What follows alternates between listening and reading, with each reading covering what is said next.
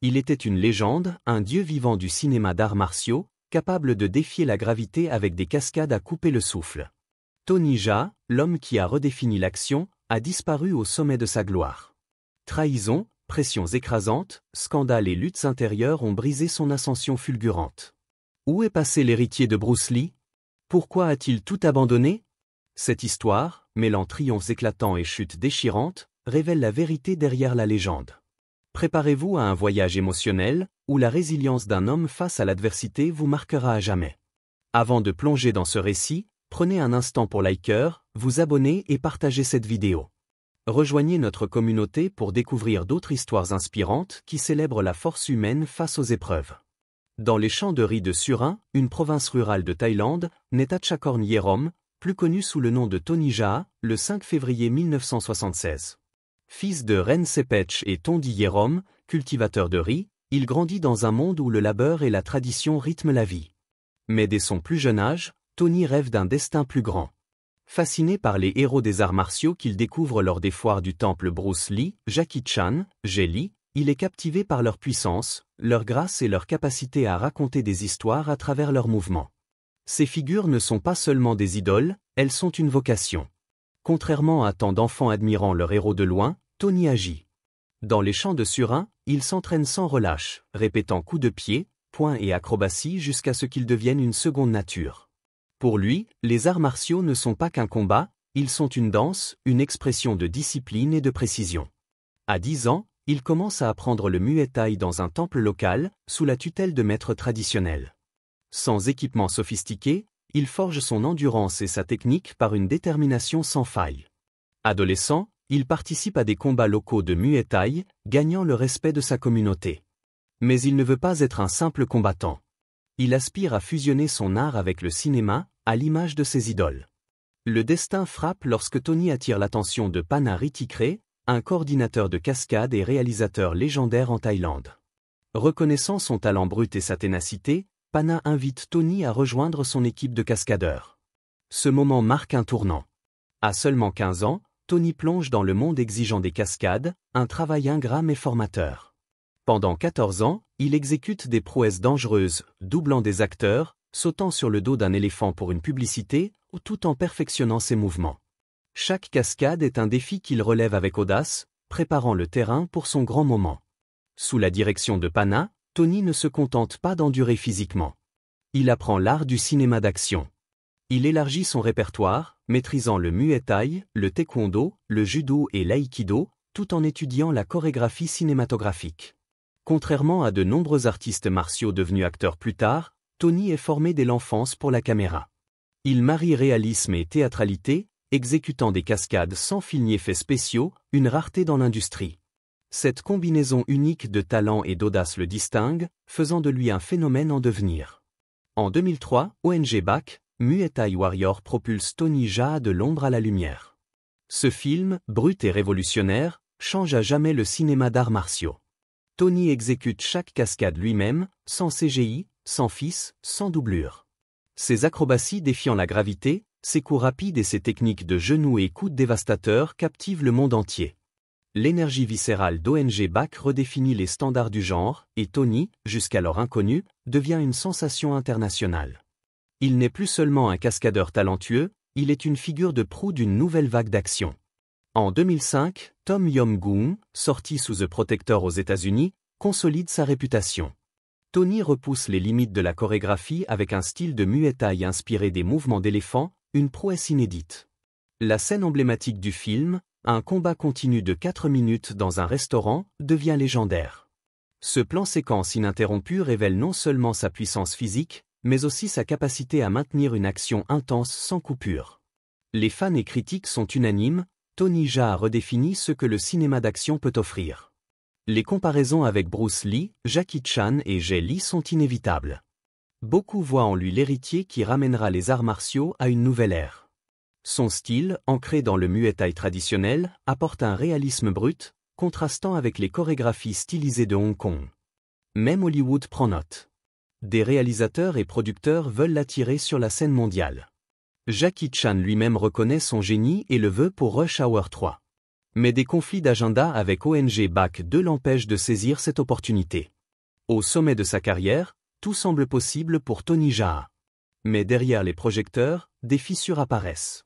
Sa relation avec Pana Ritikre, son mentor et guide, se détériore. Des divergences créatives sèment la discorde, culminant avec l'annulation d'un projet très attendu, Sword. Bien que ni Tony ni Pana ne parlent publiquement de leur rupture, l'impact est évident. Cette fracture marque un tournant, affectant la trajectoire de Tony. À cela s'ajoute la mainmise oppressante de Saamongkol Film, le studio thaïlandais qui gère sa carrière depuis ses débuts. Malgré le succès mondial d'ONG BAC et Tom Yum-goong, Tony a peu de contrôle sur ses projets, son emploi du temps ou ses revenus. Le studio dicte chaque aspect de sa vie professionnelle, limitant ses opportunités internationales, même lorsque Hollywood frappe à sa porte. Cette perte d'autonomie pèse lourd sur un homme habitué à la discipline, mais pas à l'emprisonnement.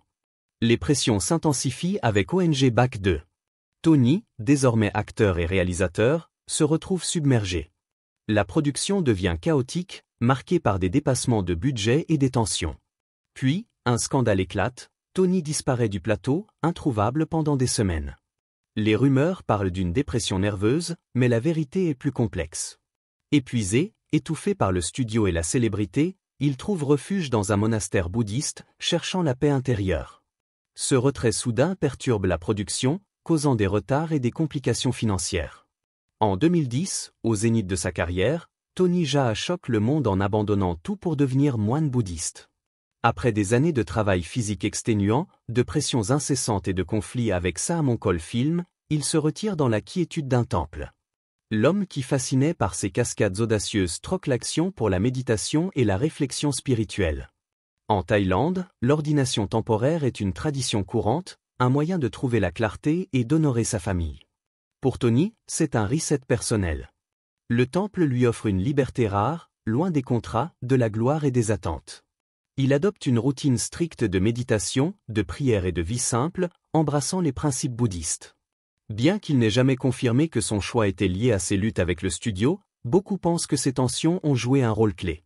Son absence laisse un vide dans le cinéma d'arts martiaux.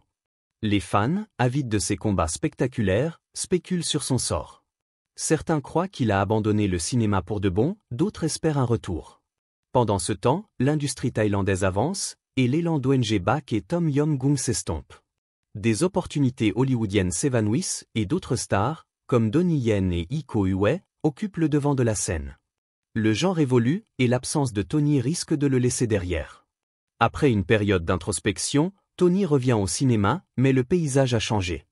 Hollywood l'appelle, impressionné par ses exploits dans ONG BAC et Tom Yum-goong. En 2015, il décroche un rôle dans Fast and Furious 7, aux côtés de Vin Diesel et Paul Walker. Ce projet prestigieux le présente au public occidental, mais son rôle est limité. Malgré un combat mémorable avec Paul Walker, ses fans regrettent que le film n'exploite pas pleinement ses talents. En 2017, il apparaît dans X-20, Return of Xander Cage, avec Vin Diesel et Donnie Yen.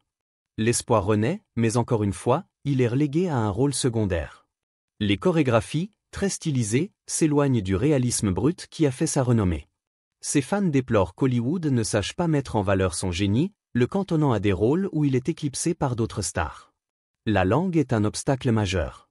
Bien qu'il maîtrise l'anglais pour des interviews en 2014, Tony excelle dans la performance physique, pas dans le dialogue.